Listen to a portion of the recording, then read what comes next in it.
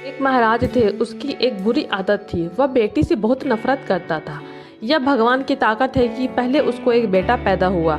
वह अपने बेटे से बहुत प्यार करता था। उनका पालन पोषण बड़े ही लाड प्यार से किया जा रहा था। कुछ वर्षों बाद रानी फिर से अशांत हो उठी। जन्म के दिन निकट थे, लेकिन राजा को दूसरे राजा के बुलावे पर देश से बाहर जाना पड़ा।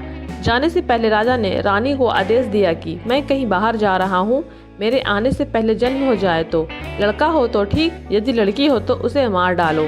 राजा चला गया। कुछ हफ्ते बाद उसने एक बच्ची को जन्म दिया। एक माँ के कई बच्चे होते हैं। रानी रोने लगी, हे भगवान, अब मुझे क्या करना चाहिए। जन्म के समय एक दाई मौजूद थी जो रानी की दुर्दशा देख रही थी। उसने रानी से कहा, हे रानी, हिम्मत मत हारो। मैं यहाँ से लड़की को मारने के बहाने सबके सामने ले जाऊंगी, लेकिन मैं उसे यहाँ से अपने घर ले जाऊंगी और उसका पालन पोषण करूंगी।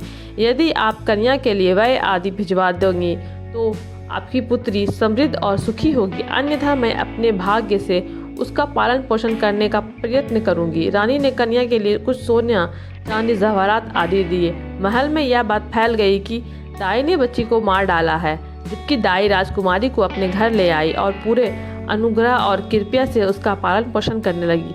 जब राजा यात्रा से लौटा तो उसे बताया गया कि उसके जाने के बाद उसकी एक कन्या का जन्म हुआ और उसकी हत्या कर दी गई। राजा उसकी इस बुरी आदत से बहुत खुश था। दाई ने लोगों के सामने राजकुमारी को अपनी पोती के रूप में प्रकट किया। रानी अपनी पुत्री की देखभाल के लिए दाई को सोना चांदी दे देती, क्योंकि राजकुमारी का पालन पोषण अच्छी तरह हो रहा था।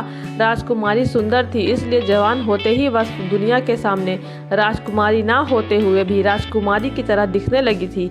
एक दिन राजा नगर से गुजर रहा था। उस समय राजकुमारी और दाई भी उसी रास्ते से गुजर रहे थे। राजा की नजर राजकुमारी पर पड़ी।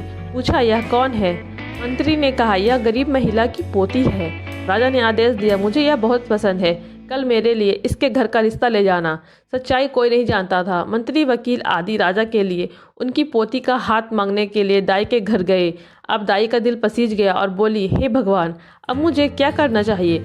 उन्होंने साफ मना कर दिया, मैं एक भिखारी हूँ, मेरी पोती राजा के योग्य नहीं है और राजा का किसी गरीब से संबंध रखना उचित नहीं है।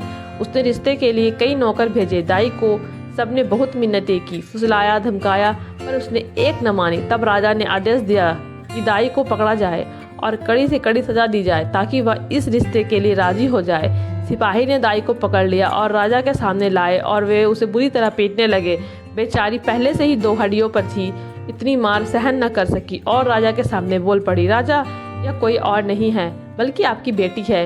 मैं उसे मारने के बजाय ले गई, उसका पालन पोषण घर में हुआ। अब राजा को एहसास हुआ कि वह क्या गलती करने जा रहा है। भगवान ने उसे महान पाप से बचाया।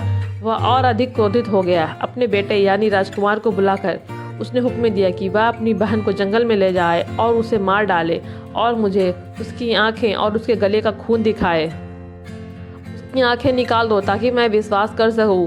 राजकुमार को इस बात का अंदाजा नहीं था, भले ही अब उसे अपनी बहन के रिश्ते के बारे में पता चला गया हो, लेकिन वह जानता था राजा वैसे भी अपनी बेटी को मार डालना चाहता है। अगर उसने नहीं मारा तो राजा उन दोनों को मार डालेगा।